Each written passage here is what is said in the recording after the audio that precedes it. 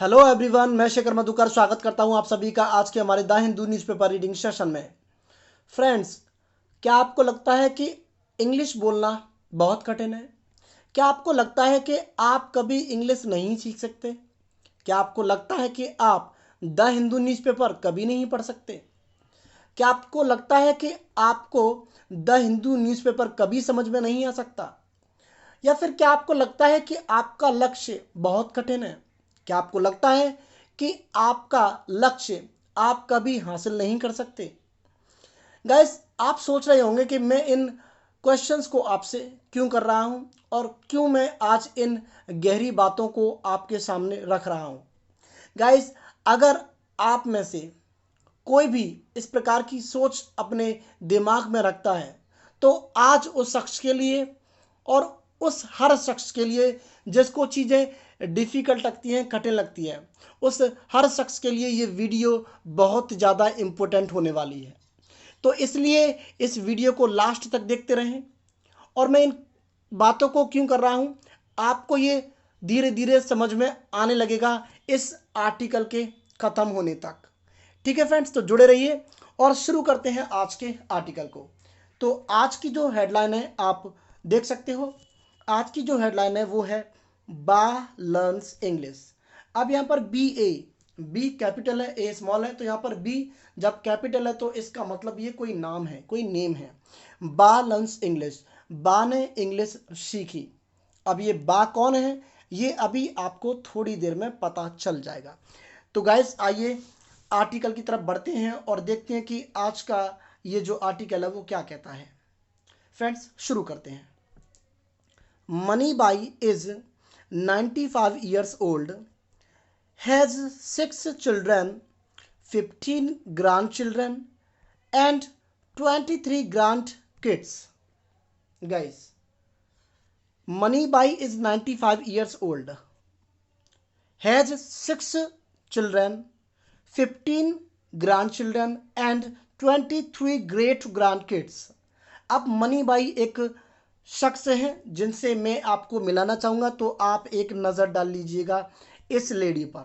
जी हाँ गाइस, इस लेडी की हम बात कर रहे हैं जिसका नाम है money by.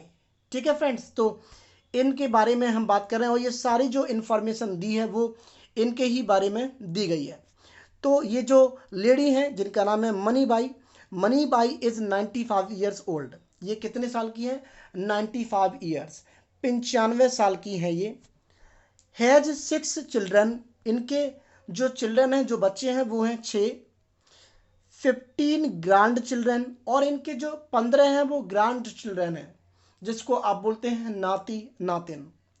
And 23 great grand kids, और 23 ग्रेट ग्रैंड किड्स, यानी कि जिनको हम बोलते हैं पंती, अगर आपको हिंदी ठीक से आती है तो गाइस, इनका नाम है मनी बाई। और बाई कह रहा हूँ मैं, भाई नहीं कह रहा, याद रखना।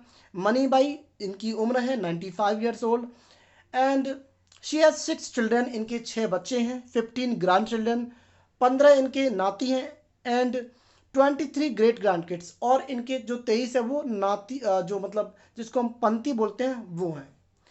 शी हेट्स, वो नफरत करती हैं किस चीज़ से? She hates to be fussed over. यहाँ पर हमें एक फ्रेजल वर्ब मिल जाती है फर्स्ट ओवर, जिसको थर्ड फॉर्म में यूज़ किया है यहाँ पर फर्स्ट ओवर, लेकिन यहाँ पर इसकी फर्स्ट फॉर्म होती है FUSSOVER, fuss over. Guys, fuss over का मतलब होता है to give someone a lot of attention, किसी की तरफ बहुत ज़्यादा ध्यान देना, किसी की बहुत ज़्यादा केयर करना, किसी को बहुत ज़्यादा टाइम देना। तो इसका मतलब होता है फर्स्ट ओवर। आपको पता है, अगर आपके परिवार में कोई शख्स अगर बीमार होता है तो आप उसका बहुत ख्याल रखते हो, then it means you fuss over him, तो तुम उसको मतलब बहुत ज़्यादा अटेंशन देते हो।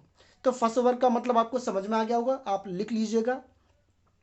तो she hates to be fussed over. अब इस लेडी को she hates to be fussed over, अब इस लेडी को नफरत है, मतलब उनकी ज़्यादा फिक्र किए जाने से, ज़्यादा उनका ख्याल रखे जाने से उनको नफरत है। वो नहीं चाहती कि मेरा कोई इतना ख्याल रखे।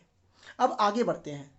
शी इंजॉयज कुकिंग, अब उनको कुकिंग करना बहुत अच्छा लगता है। शी इंजॉयज कुकिंग एंड आगे दिया गाइस, शी इंजॉयज कुकिंग, उनको कुकिंग करना अच्छा लगता है। एंड इंसिस्ट्स, अब यहाँ पर एक वर्ब और दिए इंसिस्ट, जिसका मतलब है जिद करना। शी इंजॉयज कुकिंग, कुकिंग उनको अच्छी लगती है। एंड इंसिस्ट, और वो जिद करती हैं। इंसिस्ट का मतलब जिद करना, तो आप लिख लेना, नोट कर लेना। शी इंसिस्ट, वो जिद करती हैं। She will do something in the kitchen, she will do something in the kitchen, यानी कि वो किचन में कुछ भी करेंगी, इस बात के लिए वो जिद करती हैं। बी इट, बीट का मतलब होता है गाइस वेदर इट इज, मैं लिख देता हूं आपके लिए, आप इसको नोट कर ले अपनी नोटबुक में। वेदर इट इज, वेदर, यहां पर मैं ऊपर लिख देता हूं वेदर इट इज, तो आप इसको लिख लीजिएगा। तो वेदर इट इज का मतलब चाहे, भले ही। अब वो जिद करती हैं कि किचन में मैं कुछ भी करूंगी। बी इट, चाहे। B it making her favourite Gujarati, B it making her favourite Gujarati savouries और स्वीट्स, चाहे तो उनके फेवरेट जो गुजराती सेवरीज बनाने की बात हो या फिर स्वीट्स मिठाई बनाने की बात हो। सेवरीज का मतलब होता है गाइस, सेवरीज एक प्रकार की डिश होती है जो नमकीन डिश होती है, जिसको नमक के साथ में बनाते हैं। तो वो गुजराती एक डिश होती है जिसको हम सेवरीज के नाम से जानते हैं। और स्वीट्स मिठाई।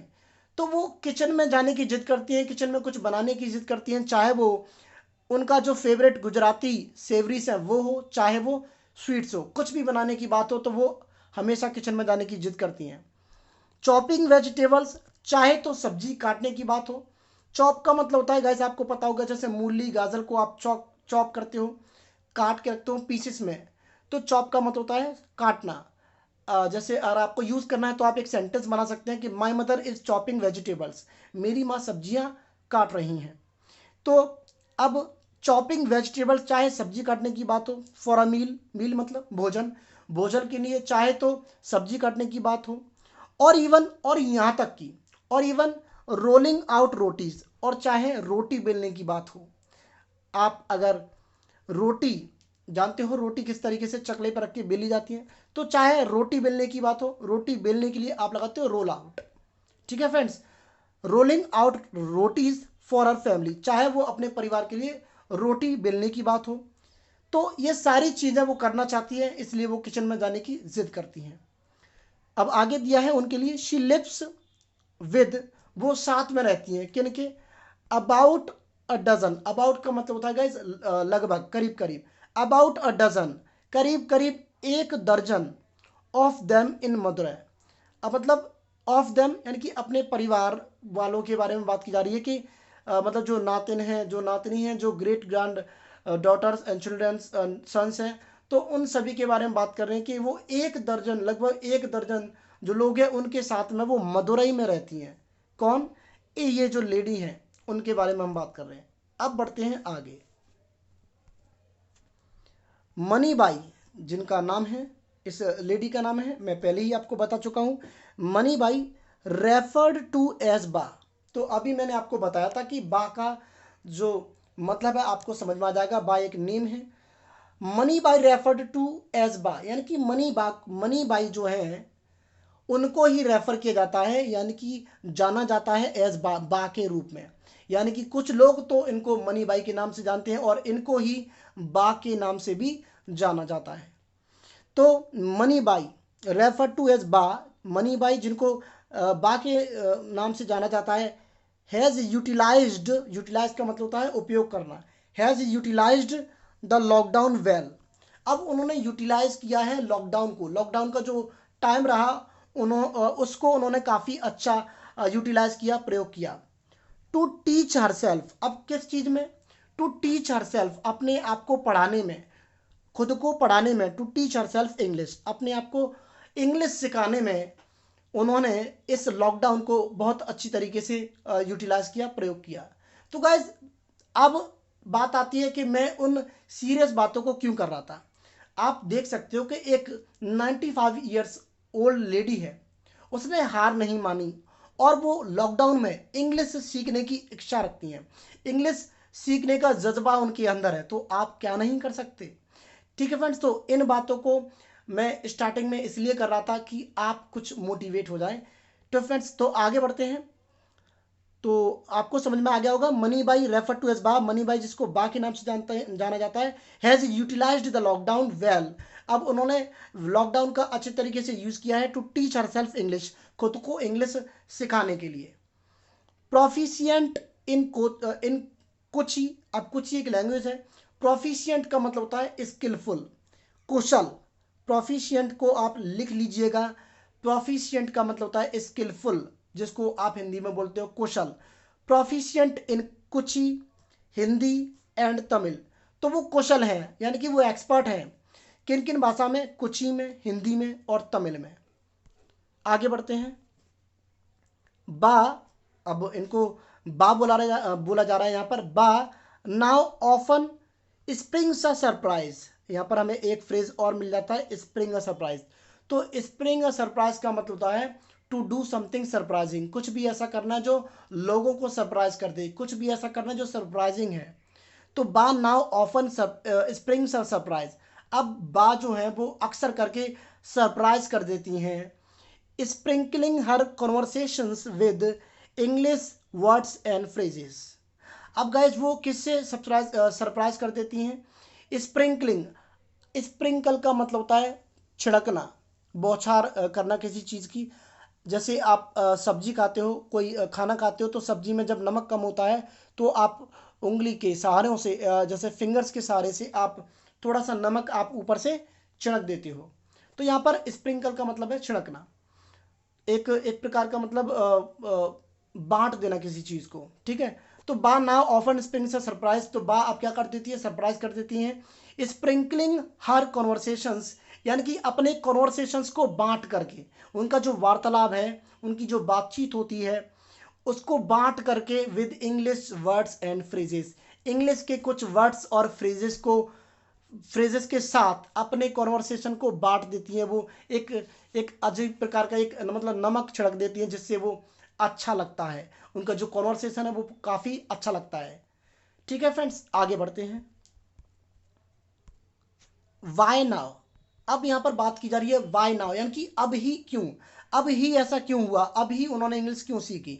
तो इसका जवाब इस पैराग्राफ में आपको मिल जाएगा। with the family members spending more time together at home, with the family members के साथ spending यानी कि व्यतीत करते हुए, मोर टाइम ज़्यादा समय, टुगेदर एक साथ, एट होम घर पर परिवार वालों के साथ ज़्यादा टाइम स्पेंड करते हुए। हर सन टुक फोटोग्राफ्स, अब उनका एक बेटा है, इस लेडी की जो हम बात कर रहे हैं उनका एक बेटा है। Took her took photographs of whatever she cooked and shared them on WhatsApp. यानी कि गाइस आपको समझ में आ गया होगा कि उनका जो एक बेटा है, उन्होंने फोटो खींचे ऑफ वॉट एवर, यानी कि वॉट एवर का मतलब होता है कुछ भी, of whatever she cooked, यानी कि कुछ भी उन्होंने जो पकाया था उसके उन्होंने फोटो खींचे, एंड शेयर दैम, और फिर उन फोटोज को शेयर कर दिया ऑन व्हाट्सएप पर, विद फ्रेंड्स एंड फैमिली। कहाँ पर शेयर कर दिया? फैमिली के और फ्रेंड्स के साथ। सून, जल्दी ही, a demand for the recipes followed, अब जल्दी ही क्या हुआ? अ डिमांड, यानी कि डिमांड फॉर द रेसिपीज। यहाँ पर हमें एक वर्ड और मिल जाता है, रेसिपी। गाइस रेसिपी का मतलब होता है द वे ऑफ कुकिंग, यानी कि किसी भी चीज़ को पकाने का जो तरीका था, जो मेथड होता है, उसको आप बोलते हैं रेसिपी। तो soon a demand for the recipes followed, अब जल्दी ही क्या हुआ? डिमांड आने लगी, उनकी जो रेसिपीज है, जिस तरीके से वो पकाती हैं, वो उन मतलब उन रेसिपीज को फॉलो किए जाने लगा, उसकी डिमांड आने लगी। But everything was in English, लेकिन दिक्कत ये थी कि एवरीथिंग वॉज इन इंग्लिश, लेकिन सब कुछ जो था, जो डिमांड आ रही थी, लेकिन वो सब कुछ वो इंग्लिश में था। दिस वॉज, यही पल था, this was when Mani Bai decided to learn the language, यही टाइम था जब मनी बाई ने डिसाइड किया, सोचा, मतलब निश्चय किया, to learn the language, language को सीखने का। और जिस लैंग्वेज की यहाँ पर बात की जा रही है वो है गाइस इंग्लिश। तो इंग्लिश सीखने का उन्होंने डिसाइड किया। बढ़ते हैं आगे। आगे दिया है friends, she asked her grand daughter in law Uma Shah, यानी कि इस लेडी ने, she asked her grand daughter in law, अब इसने अपनी जो ग्रैंड डॉटर इन लॉ है उमा शाह, जिसका नाम है उमा शाह, इस लेडी ने उस मतलब अपनी जो ग्रैंड डॉटर इन लॉ उससे कहा to write down, write down का मतलब होता है लिखना, to write down in English, English में लिखने के लिए the names of all the ingredients, ingredients का मतलब होता है गाइस सामग्री, जिसके मतलब जिसकी मदद से, जैसे प्याज हुआ, लहसुन हुआ, सब्जी हुई, धनिया हुआ, बहुत सारी चीज़ें, काली मिर्च हुई, तो ये सारी चीज़ें इंग्रेडिएंट्स इनको बोला जाता है, सामग्री इनको बोला जाता है हिंदी में।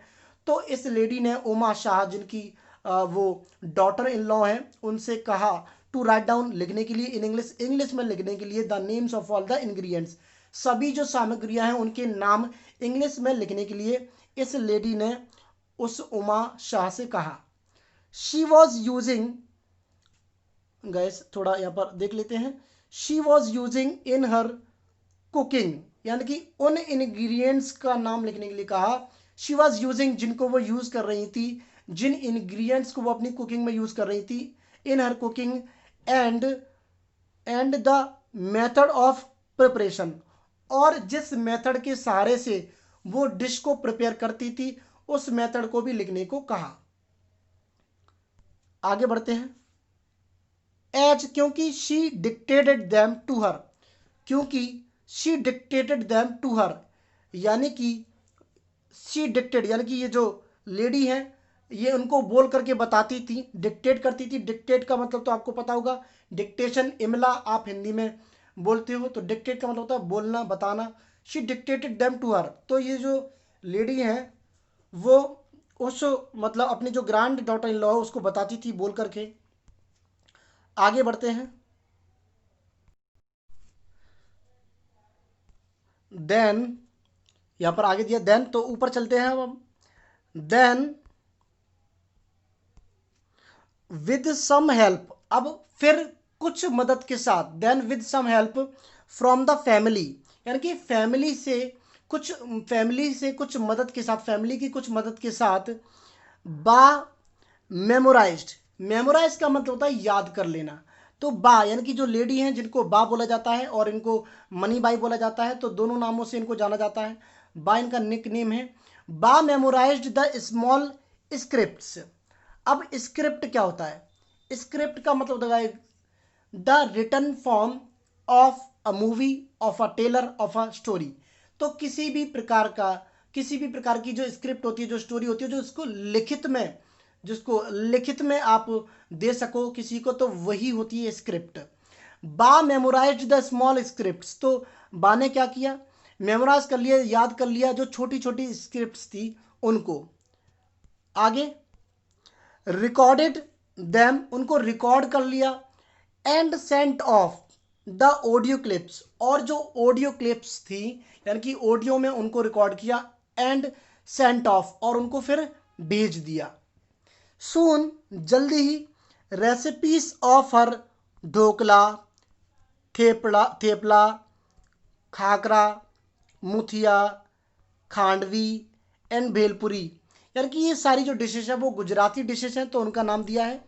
सून recipes of her dhokla, thepla, khakhra, muthia, khandvi and bhelpuri, तो इन सभी डिशेज की जो रेसिपीज थी वो अब गैदर्ड, अब इन सभी रेसिपीज ने क्या किया, गैदर्ड, इकट्ठा किया, ये जो सभी रेसिपीज थी इन सभी रेसिपीज ने मिलकर के इकट्ठा किया, क्या इकट्ठा किया, आप फॉलोइंग, एक सपोर्ट, फॉलो मतलब किसी को फॉलो करना, आपको पता है जब हम किसी को कॉपी करते हैं, फॉलो करते हैं, तो उसको आप बोलते हो, तो उन्होंने एक सपोर्ट, एक फॉलोइंग उन्होंने इकट्ठा कर लिया उन रेसिपीज ने। एंड अलॉन्ग विद इट, और इसके साथ ही बा बिगेन, बा ने शुरू कर दिया, बिगिन का मतलब होता है शुरू करना, शुरू होना, इसकी सेकंड फॉर्म यहां पर दी गई है बिगेन। बा बिगेन एडिंग, बा ने शुरू कर दिया, ऐड का मतलब जोड़ना, बा ने शुरू कर दिया, टू हर ग्रोइंग इंग्लिश, अपनी बढ़ती हुई, अपनी ग्रो करती हुई इंग्लिश में उसने शुरू कर दिया वोकेबलरी को। तो बा ने क्या किया, धीरे धीरे अपनी जो मतलब बढ़ती हुई इंग्लिश है जिसको वो सीख रही थी कुकिंग के थ्रू, तो उसने अपनी मतलब इंग्लिश में वोकेबलरी को और ऐड करना शुरू कर दिया। आगे इन्होंने लिखा है, राइटर इनके बारे में कहते हैं, I am not that fluent yet, मैं अभी तक इतनी फ्लुएंट नहीं हुई हूं, बट लेकिन एम बेटर इक्विप्ड। अब यहां पर एक वर्ड हमें और मिल जाता है, equip. Equip, E Q U I P, ये इसकी फर्स्ट फॉर्म है। इक्विप का मतलब होता है guys to give someone information, किसी को इंफॉर्मेशन देना। टू गिव समवन नॉलेज, किसी को नॉलेज देना किसी भी प्रकार की। तो इक्विप का मतलब होता है किसी को ज्ञान देना, किसी को सिखाना, कुछ भी। तो इक्विप का आपको मतलब समझ आ गया। अब इक्विप की यहाँ पर थर्ड फॉर्म यानी कि एडजेक्टिव यूज किया गया है। I am not that fluent yet, मैं अभी तक उतनी फ्लुएंट नहीं हुई हूँ, बट लेकिन एम बेटर इक्विप्ड, लेकिन अब मैं मतलब ज्ञान से भरी हुई हूँ। Then I was just 3 months एगो, उससे ज़्यादा मतलब मैं उससे ज़्यादा बेटर इक्विप्ड हूँ, उससे ज़्यादा मेरे अंदर मतलब ज्ञान आ गया, इंग्लिश को लेकर के चीज़ें मुझे मेरे अंदर आ गई हैं। Then I was just 3 months एगो, जो मतलब मैं 3 महीने पहले थी, उससे ज़्यादा मैं अब मतलब इंग्लिश में अपने आप को अच्छा फील करती हूँ। इक्विपमेंट्स मेरे अंदर आ गए हैं, इक्विप्ड मैं हो गई हूँ, ऐसा वो शी सेज, ऐसा वो कहती हैं। आगे बढ़ते हैं। नाउ अब हर ऑडियो रेसिपीज, अब जो बोल करके वो अपनी ऑडियो को रिकॉर्ड करती हैं, तो उसमें जो बताई जाने वाली रेसिपीज हैं, नाउ हर ऑडियो रेसिपीज कम, वो जो ऑडियो हैं वो आती हैं audio with a few lines, यानी कि पहले तो उनको बहुत ज़्यादा टाइम लग जाया करता था इंग्लिश बोलने में, लेकिन अब जो उनकी ऑडियो आती हैं, जो रेसिपीज़ की ऑडियोज़ हैं वो आती हैं विद अ फ्यू लाइन्स, कुछ ही लाइनों में। अब जो ऑडियो होती हैं वो किस पर होती है, on the benefits of some of the ingredients, यानी कि कुछ जो सामग्री वो यूज़ करती है उनके कुछ जो फायदे हैं उन पर वो ऑडियोज आती हैं। अब इंग्रेडिएंट्स कौन से हैं, शी कुक्स विद, जिन इंग्रेडिएंट्स के साथ में वो कुक करती है, जिन इंग्रेडिएंट्स के साथ में वो खाना पकाती हैं, उन उनके जो फायदे हैं, कुछ इंग्रेडिएंट्स के जो फायदे हैं उन पर ऑडियोज अब आती हैं कुछ ही लाइनों में। अलॉन्ग विद सम टिप्स, कुछ टिप्स के साथ में। ऑन वॉट, उस पर। On what keeps her healthy and active, अब कुछ जो मतलब इसके साथ ही कुछ टिप्स पर भी उनकी ऑडियो आती है। ऑन वॉट, अब किस चीज़ पर आती है, on what keeps her healthy and active, जो चीज़ें उनको मतलब हेल्दी रखती हैं, एक्टिव रखती हैं, फुर्तीली उनको रखती हैं, तो उनके ऊपर क्या टिप्स हैं, उन पर अब ऑडियोज आती हैं। इफ़ यू आर, अब यहाँ पर आगे दिया है, if you are genuinely interested, guys यहाँ पर दिया है जेन्युइनली। जेन्युइनली का मतलब होता है सिंसियर, जेन्युइनली का मतलब होता है रियल। यदि आप सचमुच में इंटरेस्टेड हैं, यहाँ पर कहना चाह रहा है writer, if you are genuinely interested in something, यदि आप किसी चीज़ में मतलब सच्चे रूप से अगर आप इंटरेस्टेड हैं, then age is no bar, तो एज की कोई लिमिट नहीं है। The age is no bar, age की यहाँ पर कोई लिमिट नहीं है, एज का यहाँ पर कोई बार नहीं है। आपने देखा होगा यहाँ पर किसी संख्या के ऊपर हम यहाँ पर ऊपर इस तरीके से लिखते हैं तो उसको हम बार बोलते हैं, यानी कि उसको आप बार बोलते हो। बार का मतलब यहाँ पर लिमिट से होता है कि मतलब लिमिट कितनी है। तो यहाँ पर बोला जा रहा है कि अगर आप सचमुच में किसी चीज़ में इंटरेस्टेड हो, यदि आप किसी स्किल को सीखना चाहते हो, कोई भी लक्ष्य अगर आप हासिल करना चाहते हो, तो वो जो मतलब उसमें एज मैटर नहीं करती, as the age is no bar, age का इसमें कोई फर्क नहीं पड़ता। आप देख सकते हो 95 years ओल्ड ये जो लेडी हैं, जब वो इंग्लिश सीख सकती हैं तो आप क्या नहीं कर सकते। आगे गाइस इसमें दिया है, सेज द टेवीसैक बा, इनका नाम है बा, जो एक टेवीसैक है। टेवीसैक is a person who is attached to technology a lot, technology से जुड़ा हुआ शख्स जो होता है उसको हम टेक सेवी बोलते हैं। I am not a tech savvy, आप इस तरीके से बोल सकते हो, are you a tech savvy, तो इस तरीके से आप इस टेक सेवी वर्ड का इस्तेमाल करते हो। तो ये कहानी थी आज इस लेडी की, मनी बाई उर्फ जिसको हम बोलते हैं बा। तो गाइस आई होप कि ये आर्टिकल आपको समझ में आया होगा, आपका थोड़ा सा कॉन्फिडेंस जाओगा होगा इस आर्टिकल के जरिए। मिलेंगे गाइस अगले किसी वीडियो में। Till then take care, bye and Jai Hind.